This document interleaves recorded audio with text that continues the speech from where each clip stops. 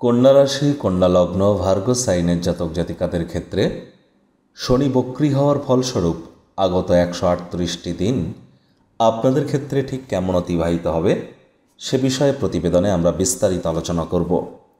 আলোচনাটি অত্যন্ত গুরুত্বপূর্ণ হতে চলেছে, তার কারণ বক্রী শনির পূর্ণ দৃষ্টি কিন্তু আপনাদের রাশিতেও থাকতে চলেছে। দেখুন, প্রসঙ্গক্রমে আপনাদের জানিয়ে রাখি, চলতি বছরের 13ই জুলাই 13 জুলাই রবিবার সকাল 9:36 শনি বক্রী হবে নিজের নক্ষত্র উত্তর ভাদ্রপদ নক্ষত্রে। আর স্যাটার্ন রেট্রোগ্রেড মোশনেই থাকবে এক্স্যাক্টলি 138 ডেজ, অর্থাৎ চলতি বছরের 28 নভেম্বর শুক্রবার সকাল 9:20 পর্যন্ত। তাহলে 13ই জুলাই থেকে 28 নভেম্বর শনি কিন্তু বক্রী হতে চলেছে নিজের নক্ষত্র উত্তর ভাদ্রপদ নক্ষত্রে। কোনো গ্রহের বক্রী হওয়া মানে কি? বক্রী হওয়া মানে কি সে কি ব্যাকওয়ার্ডে মুভমেন্ট করা শুরু করে দেয় বা বক্র চালে চলা শুরু করে দেয়? আদতে তা কিন্তু নয়। আমরা পৃথিবী থেকে যখন শনি গ্রহকে তার নিজস্ব অরবিট বা কক্ষপথে অবজার্ভ করছি, তখন মাঝে মাঝে একটি নির্দিষ্ট অ্যাঙ্গেলের কারণে আমাদের এমনটি অপটিক্যাল ইলিউশন ক্রিয়েট হয়, অর্থাৎ এটি চোখের ধোঁকা মাত্র যে হ্যাঁ, শনি হয়তো তার গতিকে একটু থমকে দিয়েছে অথবা ব্যাকওয়ার্ডে মুভমেন্ট করা শুরু করেছে, নিয়ন্ত্রিত গতি নেই। আদতে তা কিন্তু নয়। আর তবে যেহেতু এটি অ্যাস্ট্রোলজিক্যালি একটি ফিনোমেনন, তাহলে এর ইম্প্যাক্ট আমাদের প্রত্যেকের উপরে তো আছেই।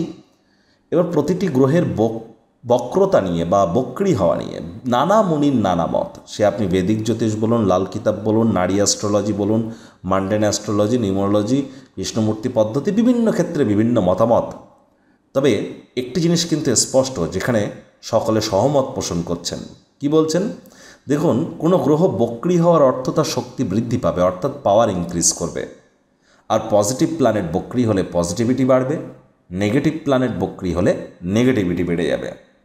এবার দেখুন, শনি কি আদৌ পজিটিভ প্ল্যানেট না নেগেটিভ প্ল্যানেট? শাস্ত্র মতে শনিদেবকে তো শনিদেব উপাধি, কর্মফলদাতা, ন্যায়াধীশ, দণ্ডাধিকারী, বিচারক, অন্যতম গ্রহের অবস্থান, এগুলি তো সবই দেবাদিদেব মহাদেবের কৃপায় তিনি পেয়েছিলেন। পরম ব্রহ্মের দর্শনও তিনি পেয়েছিলেন। আর তিনি একজন দেবতা। দেবতা হওয়া সত্ত্বেও বেদিক জ্যোতিষে কিন্তু অ্যাজ আ প্ল্যানেট শনিকে কিন্তু নেগেটিভ প্ল্যানেট বা তামসিক গ্রহ হিসাবেই বা ম্যালেফিক প্ল্যানেট হিসাবেই কিন্তু আখ্যা দেওয়া হয়েছে। আবার যদি আপনি লাল কিতাব দেখেন, সেখানে পণ্ডিত রূপচাঁদ যোশীজি রাহু, কেতু, শনি এই তিনটি প্ল্যানেটকেই কিন্তু বলছেন পাপিয়োকা টলি। সেখানেও কিন্তু শনিকে নেগেটিভ প্ল্যানেটই বলা হয়েছে। তাহলে বুঝতেই পাচ্ছেন কী প্রভাব আপনারা পেতে চলেছেন। তবে অনেক পজিটিভিটিও আছে, আলোচনায় আমরা থাকব।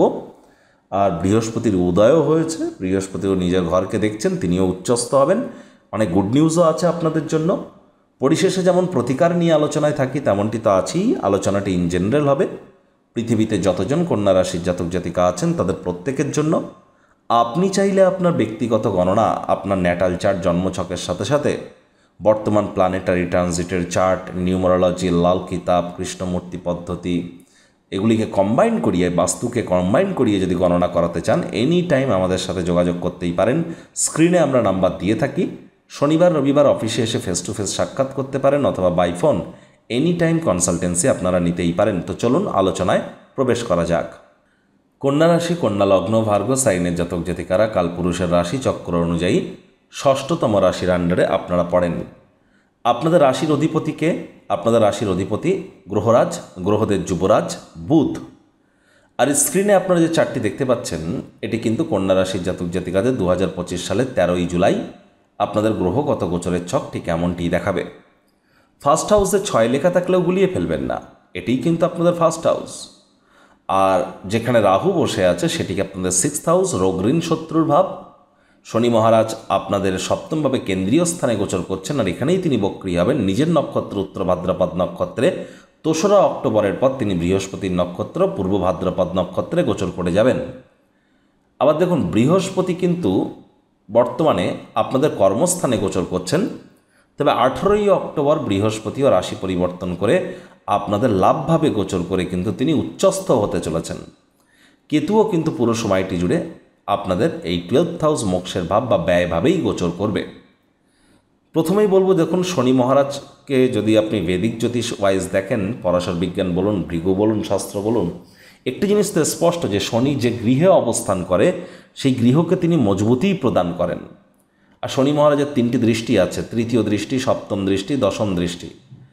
শনি মহারাজের তৃতীয় দৃষ্টি পড়ছে আপনাদের ভাগ্যস্থানে, পূর্ণ দৃষ্টি পড়ছে আপনাদের রাশিতে এবং অন্তিম দৃষ্টি পড়ছে আপনাদের সুখভাবে। যে যে গৃহে শনি মহারাজের দৃষ্টি পড়ে সেই গৃহগুলি কিন্তু একটু নেগেটিভ ওয়েতে ইম্প্যাক্টেড হতেই পারে।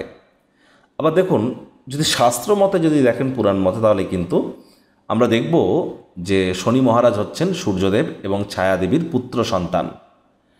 আর যখন শনি মহারাজ জন্মান, উনি যমরাজ, যমুনা দেবী, ভদ্রা দেবীর ভ্রাতা। উনি যখন শনি মহারাজ জন্মান তখন শনিকে দেখে সূর্যদেব বলেন, এমন কৃষ্ণবর্ণের, অর্থাৎ এমন কালো সন্তান আমার হতেই পারে না। শুনে শনি রেগে গিয়ে নিজের পিতাকেই অভিশাপ দিয়ে বসেন। তারপর থেকে সূর্য হয়ে যায় সূর্যের উপরে গ্রহণ লেগে যায়, সোলার এক্লিপস তৈরি হয়ে যায়। যদিও সূর্যদেব পরে এসে রেগে শনিদেবের কুম্ভও জ্বালিয়ে দিয়েছিলেন, পরে তাদের দুজনের মধ্যে সম্পর্ক মলিন হয়। তবে আমরা সে বিষয়ে অতিরিক্ত আলোচনায় প্রবেশ করব না। প্রথমেই আপনাদেরকে বলবো, যেহেতু বর্তমানে শনি আপনাদের সপ্তমভাবে বক্রী হয়েছেন, সপ্তম ভাব তো প্রভাবিত হবেই, আপনাদের ষষ্ঠ ভাবও প্রভাবিত হবে। তার কারণ ষষ্ঠভাবে রাহু অবস্থান করছে। আর রাহুকে বলা হয়েছে শনিবৎ রাহু। রাহু শনির ন্যায় আচরণ করে। আর কোনো গ্রহ বক্রী হলে একটি ঘর পিছিয়েও কিন্তু ফলাফল দেয়। আর আপনাদের 6th হাউস রোগঋণভাবের শত্রুভাবের অধিপতিও তো স্বয়ং শনি। আবার আপনাদের কিন্তু ত্রিকোণভাবের অধিপতিও শনি, পঞ্চম ভাবও কিন্তু প্রভাবিত হবে। আর যে যে গৃহে ওনার দৃষ্টি পড়ছে সেগুলিতে প্রভাবিত হতেই থাকবে। তো প্রথমেই আপনাদেরকে বলবো যে দেখুন, শনি মহারাজ যেহেতু আপনাদের সপ্তমভাবে গোচর করছেন, সেখানেই তিনি 13ই জুলাই রেট্রোগ্রেড হবেন, বক্রী হবেন নিজের নক্ষত্রে। একটি জিনিস স্পষ্ট যে এ সময় কিন্তু দাম্পত্য জীবনে কলহ একটু বেড়ে যেতে পারে। স্বামী স্ত্রী আপনাদের মধ্যে সন্দেহবাতিকতা দানা বাঁধতে পারে। স্বামী স্ত্রী একে অপরের দৈনন্দিন জীবনের যে চাহিদা সেগুলি পূরণ করতে না পারার কারণে আপনাদের মধ্যে ভুল বোঝাবুঝি, মতানৈক্য, এই ধরনের ঘটনাও কিন্তু ঘটতে পারে। আবার অহেতুক কারোর সাথে তর্ক বিতর্ক মাত্রা অতিরিক্ত হলে কিন্তু মামলা কোর্ট পর্যন্ত গড়িয়ে যেতে পারে, লিটিগেশন বিভিন্ন ইস্যু এসে যেতে পারে। আমি তো বলবো কোর্ট বা আদালতের বাইরেই মামলার নিষ্পত্তি করে নেওয়ার চেষ্টা করুন। 13ই জুলাই থেকে 28শে নভেম্বর এই সময়টিতে আমি আপনাদের বলবো, নতুন কোনো কর্মের শুরুয়াত যেন করবেন না। বিশেষ করে পার্টনারশিপে যারা ক্রিয়াকলাপ করছেন খুব সাবধান থাকুন। আর বর্তমানে নতুন কোনো পার্টনারশিপে ক্রিয়াকলাপ করার জন্য আপনাদের 28শে নভেম্বর পর্যন্ত ওয়েট করতে হবে। শনি মহারাজ একটি ঘর পিছিয়েও ফলাফল দেন। শনিবৎ রাহু, রাহু বসে আছেন আপনাদের রোগঋণ শত্রুরভাবে। একটি জিনিস স্পষ্ট, এখানে শনি বক্রী হলেও বেকার যুবক যুবতীদের কিন্তু নতুন চাকরি, নতুন কর্মসংস্থান প্রাপ্তির যোগ এখনও কিন্তু আছে। আপনারা প্রচেষ্টা জারি রাখুন। স্বামী স্ত্রী, হ্যাঁ, আপনাদেরকে নিজেদের একটু শরীর স্বাস্থ্যের দিকে আপনাদেরকে একটু নজর প্রদান করতে হবে। শত্রুপক্ষ হাবি হওয়ার চেষ্টা করতে পারে, ঘুমের সমস্যা থাকতে পারে, তবে সেখান থেকে রিলিফও আপনারা খুব দ্রুত পেয়ে যাবেন। আলসেমি করলে কিন্তু ক্ষতি। আর মামা মাতামহ মাতৃকুলের তরফ থেকে কোনো নেগেটিভ নিউজ পেতে পারেন। আবার তাদের তরফ থেকে কোনো উপকৃত হওয়ার যোগও কিন্তু পরিলক্ষিত হচ্ছে। রাহুর যেহেতু পূর্ণ দৃষ্টি থাকছে আপনাদের 12th হাউসে, তাহলে বেকার যুবক যুবতীদেরও কিন্তু নতুন চাকরি বা কর্মসংস্থানের যোগ যেমন থাকছে, এমএনসি কোম্পানি, মাল্টিন্যাশনাল কোম্পানিতে যারা চাকরি করার স্বপ্ন দেখছেন বা যারা ফরেনে সেটেল হওয়ার স্বপ্ন দেখছেন, বিদেশ যাত্রার স্বপ্ন দেখছেন, তাদের জন্যও কিন্তু সময় সুযোগ এক প্রকার বেটার পরিগণিত হচ্ছে। শনি মহারাজ তো আবার আপনাদের পঞ্চম ভাবের অধিপতি। 18ই অক্টোবরের আগে পর্যন্ত আপনাদেরকে কিন্তু অবশ্যই বাইরের খাদ্য খাবারকে একটু অ্যাভয়েড করতে হবে। তা নাহলে পেটের সমস্যা, বদহজমের প্রবলেম, এগুলি কিন্তু ইনক্রিজ করে যেতে পারে। প্রেমের জীবনে কিন্তু একাধিক সমস্যা উপস্থাপিত হতেই পারে। আর এ সময় সন্দেহ দানা বাঁধতে পারে, তৃতীয় ব্যক্তির প্রবেশ ঘটতে পারে। লাভ ম্যারেজের জন্য সময়টি একদমই ভালো নয়। আর যে সমস্ত প্রথম দম্পতি সন্তান সন্ততি প্রাপ্তির প্ল্যানিং করছেন, গর্ভধারণের প্ল্যানিং করছেন, 13th জুলাই থেকে 28th নভেম্বর এই সময়টিকে আপনারা একটু অ্যাভয়েড করুন। 18ই জুলাই থেকে 11th অগস্ট পর্যন্ত কিন্তু মার্কারিও রেট্রোগ্রেড হবে। শনিও এই সময় বক্রী থাকছে।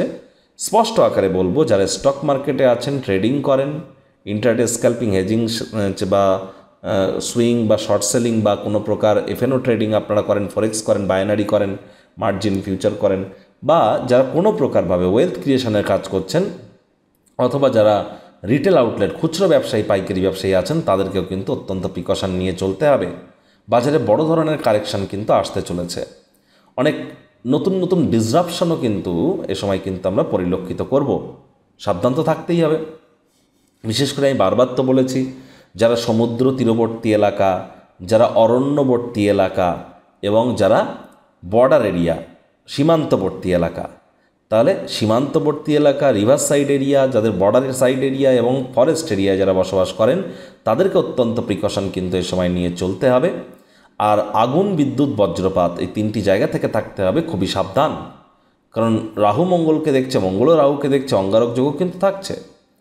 এবার দেখুন, শনি মহারাজের যে তৃতীয় দৃষ্টি আপনাদের ভাগ্যস্থানে থাকবে, তাহলে হার্ডওয়ার্কের তো কোনো বিকল্প নেই। শর্টকাট অবলম্বন করে খুব বেশি দূরে এগোতে পারবেন না। ইংরেজিতে একটি কথা আছে, to be a good speaker one has to be the listener first. ভালো বক্তা হতে গেলে আগে আমাদেরকে ভালো শ্রোতা হওয়ার চেষ্টা করতে হবে। এই সময়ে আপনারা কথা বলুন কম, শুনুন বেশি, এটি আপনাদেরকে লাভান্বিত করবে। পিতা মাতা দুজনেরই শরীর স্বাস্থ্যের দিকে খুব নজর দিন। পিতামাতার সাথে সম্পর্কের দিকে নজর দিন, বিশেষ করে পিতার সাথে সম্পর্কের দিকে নজর দিন। পিতার কাজে একটু হেল্প করুন, কর্মে একটু হেল্প করুন। পিতার বিরুদ্ধে কোনো রাগ বিদ্বেষ যদি থেকে থাকে সেগুলি গিলে খেয়ে ফেলুন, সেগুলি প্রকাশ যেন করবেন না। আর পিতার সেবা করুন, এটি আপনাদেরকে অত্যন্ত লাভান্বিত করবে। ভাগ্য যদি সঙ্গ না দেয়, আত্মকরুণায় নিমজ্জিত হবেন না, লেগে থাকুন। ভালো সময় একদিন না একদিন আসবে। অন্ধকার খুব বেশিক্ষণ থাকে না, সূর্য তো উঠবেই। আর এখানে একটি জিনিস স্পষ্ট, বিশেষ করে যারা পড়াশুনোর জগতে আছেন তাদেরকে কিন্তু শিক্ষায় মনোনিবেশ বৃদ্ধি করতে হবে। এ সময় কিন্তু কনসেন্ট্রেশন পাওয়ারে কিছুটা ল্যাক কিন্তু আমরা পরিলক্ষিত করছি। অনেকে নাতি নাতনিদেরকে মিস করতে পারেন। এ সময় কিন্তু তীর্থযাত্রা, তীর্থ ভ্রমণের সুযোগ পেলে আপনাদের একদমই কিন্তু হাতছাড়া করাটা ঠিক হবে না। আবার দেখুন, শরীর স্বাস্থ্যের দিকেও খুব নজর দিতে হবে। ছোটোখাটো রোগশোক দেখা দিলে ইমিডিয়েট চিকিৎসকের পরামর্শ নিতে হবে। আর কোনো প্রকার অহেতুক তর্ক বিতর্ক, সন্দেহবাতিকতা এগুলি ত্যাগ করুন। শনি মহারাজের অন্তিম দৃষ্টি থাকছে আপনাদের সুখভাবে, কিন্তু সুখভাবের অধিপতি বৃহস্পতি তো নিজের ঘরকে পূর্ণ দৃষ্টি দিয়ে দেখছে। তাহলে এখানে শনির বক্র দৃষ্টি থাকা সত্ত্বেও গুরুর দৃষ্টিগত কারণে নিজের ঘরে এটি শুভত্বের পরিমাণকে বৃদ্ধি করাবে।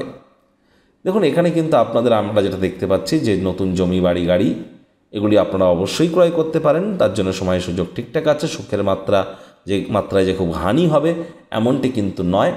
তবে হ্যাঁ, কাজের জায়গায় আপনাদেরকে কম কথা বলে কাজ বেশি করতে হবে। আর কোনো প্রকার তাড়াহুড়ো হটকারিতা কিন্তু শয়তানের কাজ।